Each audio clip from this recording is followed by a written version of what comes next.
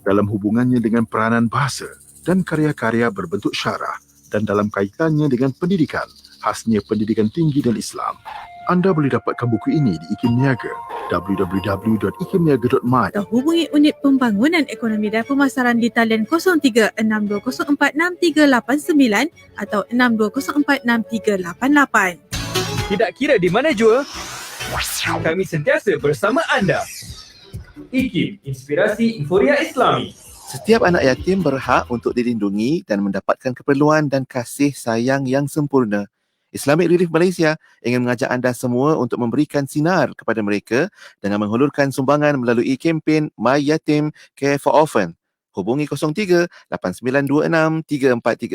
Fikir kemanusiaan, fikir Islamic Relief. Terima kasih untuk anda yang masih lagi mendengarkan kami pada waktu ini. Bertemankan Pian dan juga Hazwan di Warna Pagi. Dan kita berada di pusingan terakhir untuk kesihatan kita pagi ini. Yang mana kita sedang membincangkan tentang kesan awal kanser kolorektal yang anda juga bertonton secara live di Facebook IKIM FM dan juga di YouTube channel IKIM. Kita bersama dengan Dr. Nur Salihah Ibrahim Tamin, mewakili Kementerian Kesihatan Malaysia pagi ini. Dan doktor ada sahabat kita ni pun dekat WhatsApp ni, Zara Ceras, dia kata saya rasa kalau ada rasa yang tak kena macam yang doktor sebut tadi kan, pergi je lah dapatkan saringan ataupun rawatan dan pemeriksaan awal. Sooner or later bila dah ada diagnose tetap kena juga jumpa kan. Sekarang ni bila kurang-kurangnya bila kita tahu awal ni doktor kan, at least boleh dapatkan banyak bantuan dan nasihat. Betul tak doktor? Dan rawatan awal, kesan awal insya-Allah baik. Itu insya-Allah tadi balik. Gitu. Survivor kita ramai. Survivor maknanya yang dah buat awal kesan. Kesan Itu awal yang lah. penting kita nak sampaikan message pada sahabat-sahabat kita untuk kanser kolorektal. Cuba kesan awal, jangan tunggu gejala ataupun jangan tengok gejala tu. Kalau boleh dari awal lagi kita dah buat pemeriksaan. Macam mana bentuk pemeriksaan doktor kalau kita boleh spesifikkan? Pemeriksaan pemeriksaan apa tu? Skop tadi soalan ni skop tadi ke? Nak kata periksa kesihatan, kalau nak kesihatan doktor jumpa doktor macam cari cek, dia picit perut lah semua tu kan. Itu biasa. Tapi kalau nak skop tadi bila yang kata mula-mula buat ujian IFOBT tu, ujian cek darah najis tadi tu, mula-mula in fact that test pun boleh buat sendiri kat rumah sebenarnya, tapi tak boleh lah, kit tu tak ada jual. Boleh buat kit kat KK, boleh buat kat rumah cek najis tu. Boleh buat kat rumah. Di KK minta nak buat kat rumah, tapi dengan syarat bagi tahu misi kat klinik tu, doktor klinik tu, keputusan dia. Jangan tak buat. Itu dia, boleh buat kat rumah. So kalau biasanya mereka yang datang KK tu nak buat tu, kita kalau lazimnya kalau dia tak nak buat sendiri ataupun tak buat sendiri, sebab biasanya orang kita tak pulangkan balik. Keputusan tak pulangkan balik kit kita bagi tu, jadi macam bazir lah kita bagi. Sebab tu kita pakai minta sampel najis. KK tu tak sampel najis, bagi botol lah sampel najis tu. Biasanya botol tu ada sudu kecil. Nak tak nak kena ambil lah juga najis, kena pandang juga najis tu. Dan caranya dia tak boleh tercampur dengan air, tak campur dengan air kencing pun. So maksudnya betul-betul yang najis sahaja kita punya feces tu. So kalau biasanya sebab kita tandas kita kalau tandas cangkung mudah sikit tu, duduk ke belakang tu, lepas tu alas lah kertas ke benda, dia tak jatuh ke air kan. Then you ambil lah portion itu, sedikit portion tu masuk kat botol tadi, botol sampel tadi, bawa ke klinik kesihatan untuk diuji di klinik kesihatan. Tapi kalau tandas duduk, kita boleh itulah bolehlah alas dengan, kalau tisu paper, toilet paper kat rumah tu, alaslah beberapa helai bagi macam dia melengkung sikit supaya tak jatuh. Kita kena buang di situ, jatuhkan najis di situ. Atau surat khabar kalau hendaklah, tapi nanti kena jatuhkan najis tu dan kena buang surat khabar tu keluar. Pandai-pandai kalau tak boleh, buatlah kat lantai kat bawah tu alas surat khabar ke kat mangkuk ke, pandai-pandai janji dia collect najis tu. Itu yang kadang orang kita agak sukar sebab najis is not urine. Okey. Kalau urine kat klinik kita balik, okey, cik minum dulu nanti datang jumpa saya setengah jam lagi. Kalau hal ni tak boleh kan. You punya rutin, rutin dah standard pukul 5:30 pagi ke 5 pagi ke, takkan dapat klinik tu nak menunggu. Cik datang sekali lagi bawa najis boleh tak? Susah. Itu antaranya banyak suka nak dapatkan sampel untuk pulang balik ke KZ. In fact, kita bagi botol pun banyak yang tak pulang semula botol tu. Sebab tu kita yang bagi kit terus. Kan? So itu Kak Mal akan buat caranya. So kalau Kak buat sini kat rumah, yang kat sampel najis itu yang dekat BO kita, dekat najis kita tadi yang you dah dekat tissue paper ke kat toilet cangkung tadi, Dia akan ambil pakai dalam botol kit tu, kalau kita bagi tu dia macam bros tau, dia ada probe yang you kena poke kat, kena cocok kat najis tadi bertempat, ataupun you gores dan kena masukkan dekat botol tadi, masukkan dan goncang pelan-pelan gitu. Dan lepas tu ada kaset. Kaset tu ada kaset kecil, bukan kaset dalam dulu yang zaman kita kecil-kecil ni, bukan. Macam UPT tu, kita bagi kaset yang ada lubang, yang macam pernah tengok kan isteri dulu yang buat ujian mengandung tu. Sama lah macam tu bendanya.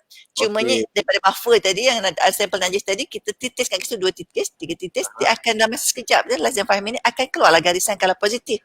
2 garisan kalau positif. Kalau negatif, 1 garisan.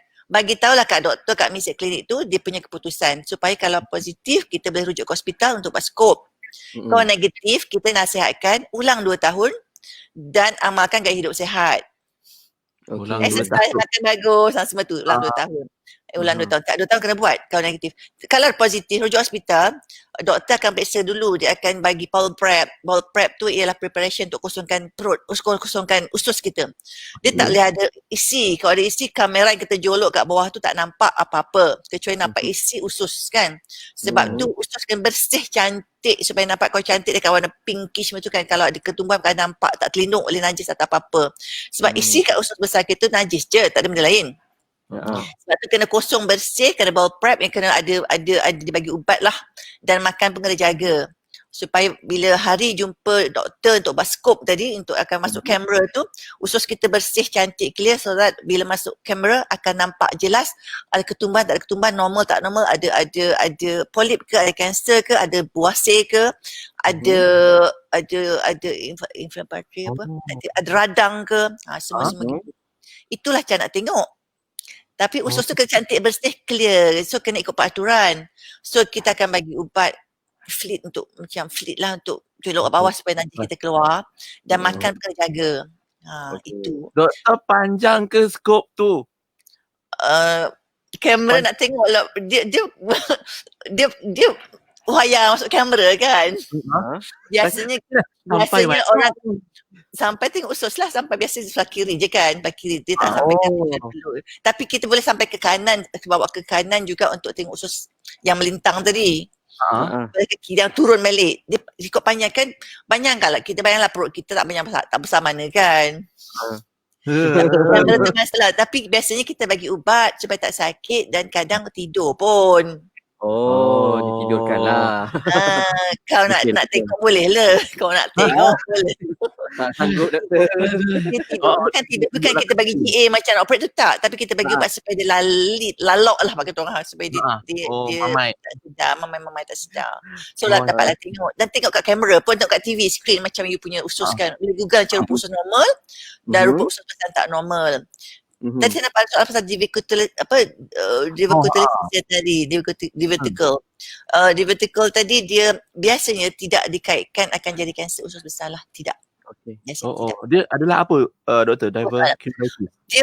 Dia macam tistis ni biasa jangkitan tistis. Maknanya dia insya-Allah tidak boleh membawa tidak. Dia tak jadi, dia bukan faktor risiko untuk menjadi kanser usus besar kolorektal, bukan risiko faktor. Baik, itu bentuk. Tapi sebab apa-apa pun kan. Apa-apa kadang kita tak tahu, sihat walafiat, makan sihat, exercise. Tak ada gejala tengok ada kan. Itu kan kuasa Allah, tak tahu. Itulah sebab kita kena balik saringan sangat penting jangan sampai gejala tu dah dirasai, apatah lagi sampai mungkin satu tahap yang yalah mungkin rasa sakit dan sebagainya. Itu lebih berbahaya. Dari awal lagi kita sarankan supaya buat saringan awal. Okey.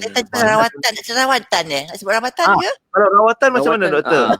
Rawatan kalau stage awal dia operation je, saya kata dia macam kalau stage awal dia masih kat dalam usus tu, dia operate usus lah.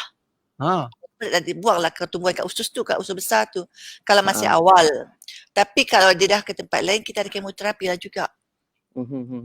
Dan kalau semakin biasa radioterapi juga. Dan dia ada, biasa adalah ada, kita rawatan kita bergantung kepada kita punya stage and diagnosis.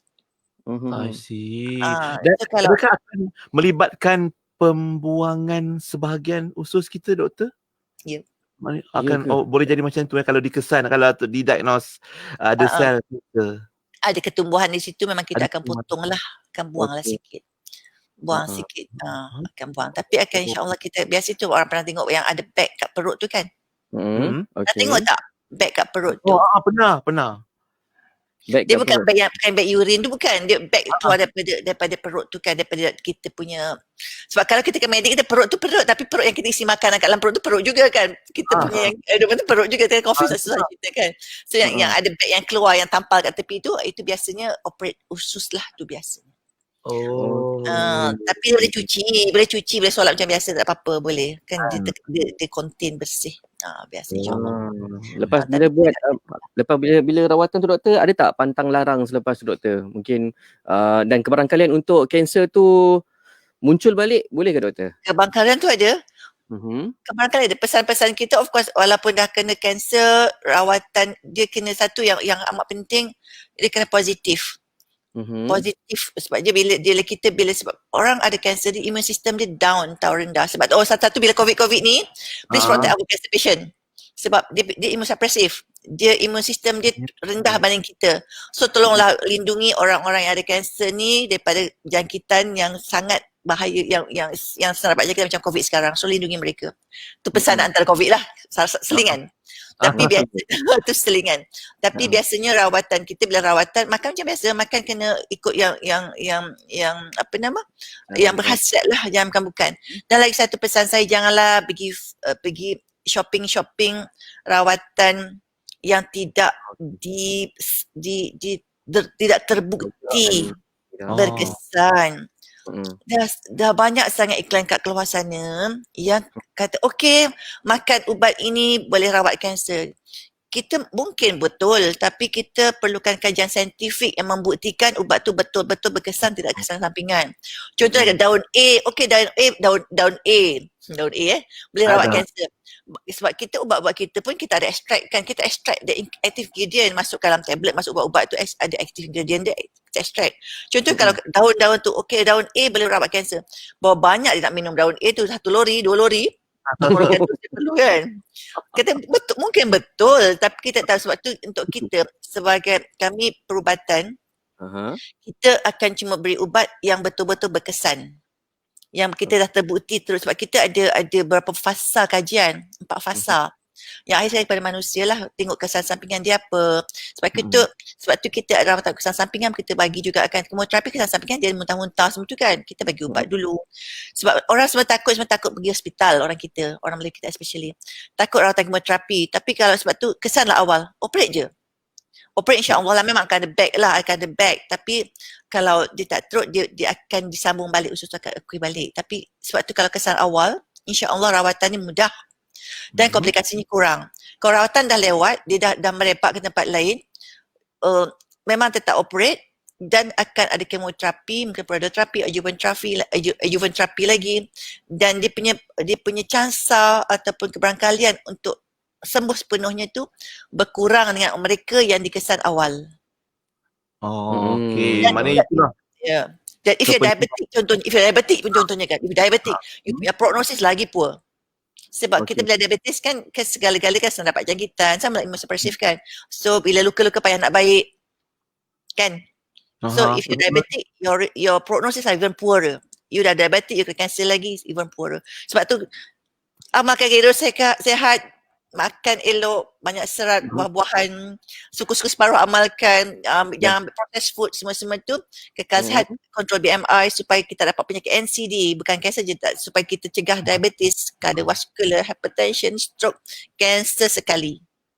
Okey. Dan ada satu lagi mungkin pandangan masyarakat ataupun orang yang berfikiran bahawa membersihkan usus itu mungkin boleh mengelak kanser kolorektal. Apa pandangan doktor? Sampai sebab ada mungkin ubat-ubatan dan sebagainya, solution yang katanya kita kena pastikan usus kita bersih doktor untuk elakkan sebarang risiko kanser termasuk kolorektal. Pandangan doktor? Bersih tu macam mana maksud dia? Bersih kosong? Tak makan lah kan. Sebab tu kita serahkan puasa. Kan dia ajar suruh puasa kan. So kita perut kosong terus susah lah kita makan. Kita perlu tenaga untuk bekerja. Kalau perut tu kosong yang tidak dikawal, mana tenaga? Macam buat kerja. We need to be productive kan. Kita wajib bekerja. Breadwinner ke contoh wajib bekerja, takkan tak makan pada rumah lembek. Buat kerja apa kan. Kosongkan perut tu maksud dia. Kosongkan perut tu selalu ambil julap. Contohnya julap kata alimen kan, ambil julap. Jaga makan itulah insya-Allah Jaga makan, exercise, jangan isap rokok, alkohol tu yang non muslim ni alkohol pun risiko faktor juga. Okey. Ya, semua tu. So berhentilah merokok. Makan elok-elok, yang elok-elok, jangan pergi processed food sangat-sangat, red meat pun kurangkan. Banyak ikan, sayur tu banyak, buah-buahan. Nasi tu 1/3, 1/4 ya. Okey. Bukan 1/2 je. Baik, alhamdulillah. Kita pun dah 9.30 pagi, Doktor. Terima kasih banyak-banyak Dr. Nur Salihah untuk perkongsian hari ini. Dia macam kilat sambal penyambar jawapan Dr. Nur Salihah pagi ini. Yang penting pesanan kita supaya dapat buat pemeriksaan awal ataupun kesan awal kanser kolorektal ni dan jaga pemakanan dan amalkan gaya hidup sihat ya Doktor. Saring awal, jangan tunggu gejala. KK. Those 50 and 70 pergi KK, klik kesihatan, buat saringan. Terbaik insya-Allah. Terbaik. Dan terima kasih banyak-banyak Doktor. Insya-Allah panjang umur moral rezeki, kita jumpa lagi lain masa. Dan sampai salam untuk sahabat-sahabat semua di kementerian insya-Allah Doktor InsyaAllah. Baik, Assalamualaikum. Waalaikumsalam. Baik, Assalamualaikum. Itu dia alhamdulillah doktor kita Dr. Nur Salihah Ibrahim Tamin. Pakar kita bercerita tentang kesan awal kanser kolorektal. Kita harap dapat memberi manfaat untuk sahabat-sahabat kita yang mendengar dan juga menonton di Facebook dan juga YouTube pagi ni. Ya betul. Kalau terlepas poin-poin penting yang telah pun disentuh oleh doktor ni, anda boleh tonton kembali di Facebook kami ataupun di YouTube channel IKIM, okey? InsyaAllah. Kita berehat seketika, kita kembali selepas ini.